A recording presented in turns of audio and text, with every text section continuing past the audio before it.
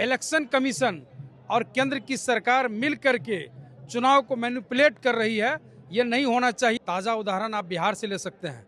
महज 40 दिन 45 दिन के अंदर उस परिस्थिति में एसआईआर किया जा रहा है जहां लगातार बीएलओ अपने आप को आत्महत्या कर रहे हैं। सारे मंत्री को 1-1 लाख से ज़्यादा वोट मिला है। कहीं न कहीं ये दाल में काला साबित करता है। इलेक्शन कमीशन ने नहीं सुना, यही वजह है कि अब हम सड़क पर उतरने के लिए मजबूर हो गए हैं, क्योंकि सदन के अंदर, लोकसभा के अंदर और राज्यसभा के अंदर हमारे माइक को बंद कर दिया जाता है, डिबेट नहीं होती है। सरकार से, इलेक्शन कमीशन से, सर्वोच्च न्यायालय से आग्रह करते हैं कि आप इस पर सुनवाई करें और ये जो वोट चोरी चल रही है इसको पूरी तरीके से अंकुश लगावें। क्या उद्देश्य है आज की रैली का? क्या उद्देश्य है आज की रैली? जिस तरीके से पूरे देश भर में जहाँ जहाँ पर चुनाव हो रहे हैं और चुनाव से पहले जिस तरीके से एसआईआर किया गया, ताज़ा उदाहरण आप बिहार से ले सकते हैं। महज 40 दिन 45 दिन के अंदर उस परिस्थिति में एसआईआर किया जा रहा है जहां लगातार बीएलओ अपने आप को आत्महत्या कर रहे हैं। तो सवाल ये उठता है कि ऐसी क्या जल्दबाजी है? जब आपने पिछले लोकसभा चुनाव से पहले भी एसआईआर किया तो क्या वो जो स्पेशल इंटेंसिव रिवीजन था आपका, क्या वो गलत था? अगर ये गलत था तो फिर पूरा लोकसभा चुनाव पिछला गलत हो गया। इसका मतलब ये है कि जहाँ जहाँ जिन राज्यों में प्रदेश की चुनाव होनी है, अभी बिहार में हुआ, आपने परिणाम देखा, जहाँ इतनी एंटी इनकम्बेंसी थी सरकार की, हर एक प्रत्याशी की, जितने भी मंत्री थे वहाँ सारे मंत्री को 1-1 लाख से ज़्यादा वोट मिला है। कहीं न कहीं ये दाल में काला साबित करता है।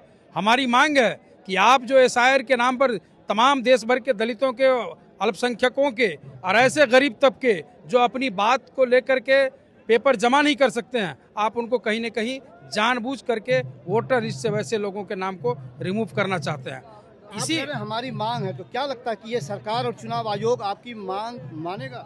नहीं, देखिए, हमारा तो अभी भी विश्वास है माननीय सर्वोच्च न्यायालय पर कि उनको स्वयं इस बात पे संज्ञान लेनी चाहिए कि जिस तरीके से इलेक्शन कमीशन और केंद्र की सरकार मिल करके चुनाव को मैनिपुलेट कर रही है, ये नहीं होना चाहिए। और इस पर हमारी उम्मीदें जो है सिर्फ सर्वोच्च न्यायालय पर टिकी हुई है।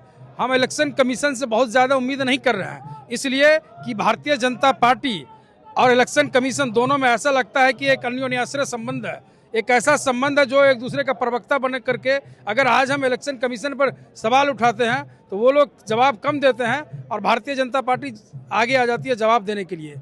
हमारी मांग है कि माननीय सर्वोच्च न्यायालय से कि आप इस पर संज्ञान लें और ये जो एसआईआर के नाम पर लोगों के नाम को काटा जा रहा है, वोट चोरी की जा रही है, इसको रोकें। तो आप लोग अदालत में गए या कि ऐसे ही रोड से मांग करेंगे साहब? हम लोग अदालत भी जा रहे हैं, लेकिन अदालत का रास्ता एक अलग रास्ता है। उस पर जो कानूनी कार्रवाई होगी, हम निश्चित तौर पे हम लोग उसके कानून के तहत वो लड़ाई लड़ेंगे। लेकिन ये जो आप लाखों लाख की तादाद में आज रामलीला मैदान में आप देख रहे हैं, कई लाख लोग कल रात में यहाँ पहुँच गए थे। ये आम लोग हैं, क्योंकि 10 लाख लोगों को कहीं से लाया नहीं जा सकता, वो स्वतः चल करके आ सकते हैं। जिस तरीके से आज 10 लाख से ज़्यादा लोग दिल्ली आ चुके हैं, ये स्पष्ट है कि देश की जनता ये चाहती है कि ये वोट चोरी नहीं चलेगी। बिहार चुनाव से पहले भी आप लोगों ने वोट चोरी का मुद्दा उठाया था, लेकिन नतीजा आपने देखा कि क्या आया? नहीं, बिल्कुल, हमने आवाज़ उठाया, लेकिन हमारी आवाज़ को इलेक्शन कमीशन ने नहीं सुना। यही वजह है कि अब हम सड़क पर उतरने के लिए मजबूर हो गए हैं, क्योंकि सदन के अंदर, लोकसभा के अंदर और राज्यसभा के अंदर हमारे माइक को बंद कर दिया जाता है, डिबेट नहीं होती है। जब हमारे नेता आदरणीय राहुल गांधी जी, खड़गे साहब, सोनिया गांधी जी, प्रियंका गांधी जी जब ये बात कहती हैं कि आप आइए मुद्दे की बात करिए, तो वो मुद्दे को डाइवर्ट कर देते हैं, या तो हंगामा की भेंट चढ़ाते हैं और सदन नहीं चलने देते हैं। हम चाहते हैं कि सदन के अंदर भी डिबेट हो, लेकिन चूंकि अब सदन का रास्ता लगता है कि बंद हो गया है, इसलिए अब हम सड़क पे अभी शांतिपूर्वक तरीके से रैली के माध्यम से सरकार से, इलेक्शन कमीशन से, सर्वोच्च न्यायालय से आग्रह करते हैं कि आप इस पर सुनवाई करें और ये जो वोट चोरी चल रही है इसको पूरी तरीके से अंकुश लगावें। लेकिन चुनाव आयोग कह रहा है कि राहुल गांधी देश को गुमराह कर रहे हैं, भ्रम फैला रहे हैं। नहीं, अब सवाल है कि ये चुनाव आयोग की भाषा तो है नहीं, ये तो भारतीय जनता पार्टी की भाषा होती है। यही तो हम कह रहे हैं कि जो भाषा भाजपा को बोलनी चाहिए वो चुनाव आयोग की तरफ से आती है, जो भाषा चुनाव आयोग की तरफ से आनी चाहिए वो भाजपा बोल रही है। तो ये तो कहीं ना कहीं साबित हो रहा है ना। आप लोग तमाम रैलियां कर रहे हैं, यात्राएं कर रहे हैं, फिर भी आपकी नहीं सुनी जा रही है, तो अगला रास्ता क्या है? जब कांग्रेस पार्टी के नेता देश की आज़ादी के लिए ब्रिटिश गुलामी से पहले 1947 से पहले जब दशकों लड़ाई लड़ी ब्रिटिश गुलामी के खिलाफ, तो उस वक्त भी लोग कह रहे थे कि आप लोग ये आंदोलन क्यों कर रहे हैं, आपको आज़ादी नहीं मिलेगी। हमने आज़ादी ली, कांग्रेस पार्टी के नेतृत्व में देश को आज़ादी मिली। और ये जो आज़ादी है वोट चोरी के खिलाफ, भले ही आज नहीं सुने, कल नहीं सुने, आने वाले समय में इनको सुनना पड़ेगा, वोट चोरी को रोकना पड़ेगा। ये जनता जो आज 10 लाख आप बता रहे हैं कि आई है, ये लाई हुई जनता कि अपने से आई है? क्या ये संभव है? न हमारे पास रेलवे है, न हमारे पास हवाई जहाज है, न हमारे पास बसें हैं, न हमारे पास पैसा है। आज अगर कांग्रेस पार्टी के पास कुछ है तो वो इस देश की गरीब जनता है। वही जनता आज आपके सामने 10 लाख दिख रही है। लेकिन अमित शाह ने तो साफ कह दिया कि जैसे कांग्रेस ने 50 साल हुकूमत किया, भाजपा भी देश पर 50 साल राज करेगी। नहीं, अब देखिए, अब उनके पास तो ईवीएम है, यही तो हम कह रहे हैं कि कभी हम लोगों ने पढ़ा भी नहीं कि पंडित नेहरू जी जब प्रधानमंत्री बने होंगे तो उन्होंने कभी कहा ऐसा कि हम अगले 50 साल राज करेंगे। वो इसका मतलब है कि कहीं ना कहीं वो ऐसा मैनिपुलेशन जानते हैं, लेकिन देश की जनता ऐसा नहीं होने देगी। जिन राज्यों में आप लोग जीत जाते हैं वहाँ ईवीएम की बात नहीं करते, जब हार जाते तो ईवीएम की बात करते हम हैं। कहाँ की बात नहीं, कर्नाटका में चुनाव जीते हुए हैं, हमारे नेता ने कर्नाटका पर भी सवाल उठाया।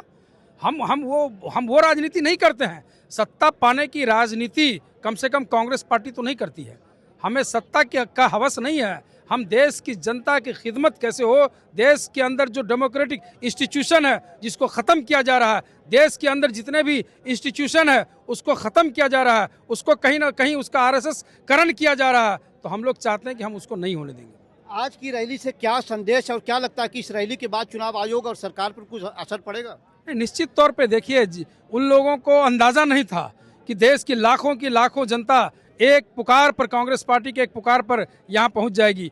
आज ये जो संदेश गया है, पूरे कल से लेकर के आज जिस तरीके से देश की तमाम इंटेलिजेंस एजेंसी को लगाया गया है कि आखिर ये लोग इतने कहाँ से आ रहे हैं, अब कम से कम हम आपके माध्यम से, आपका एक रेपुटेड चैनल है, आपके माध्यम से हम सुप्रीम कोर्ट से आग्रह करेंगे, इलेक्शन कमीशन से आग्रह करेंगे कि ये सरकार जिस तरीके से वोट चोरी पर उतारू है, उस वोट चोरी को अंकुश लगावे, ख़त्म करे।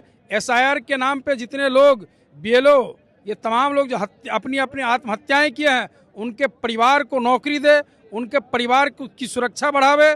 नहीं तो जिस तरीके से आप प्रेशर दे रहे हैं, आज बंगाल के अंदर में अगला चुनाव से पहले जिस तरीके से अभी से तांडव किया जा रहा है, ये हम लोग नहीं होने देंगे।